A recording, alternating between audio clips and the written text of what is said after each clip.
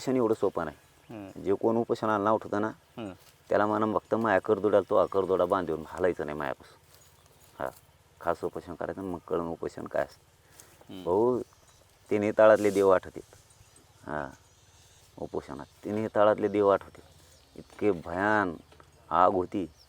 आणि उपोषणाची मी सगळ्याच्याच कदर करतो, कारण मी त्याच्यात जातो आहे म्हणून मला माहीत. उपोषणाची शक्यतो मी टिंगल नाही करत. काय त्रास होतो? काय होत नाही असा त्रास नाही, काय होत नाही. श्वास घ्यायला त्रास, तोंडात आग पडते त्रास, पोटात आग पडते त्रास, अंगात. माझ्या तर आत्ताची पोझिशन अशी, आतून काहीतरी चावल्यासारखं तोडल्यासारखं होतं मला प्रति 2-2.5 घंट्याला. हां, इतके भयाने. मला उठताना त्रास होतो, बसताना त्रास होतो, काही राहिलं नाही माझ्यात. मी फक्त दिसतोय. माझ्या समाजाला माझ्या वेदना सहन नाही होत आणि समाजाचा त्रास मला सहन होत नाही म्हणून मी दाखवत नाही चेहऱ्यावरती ते. पण तुम्हाला सांगतो, उपोषणासारखा जीव घेणा प्रवास दुसरा नाही.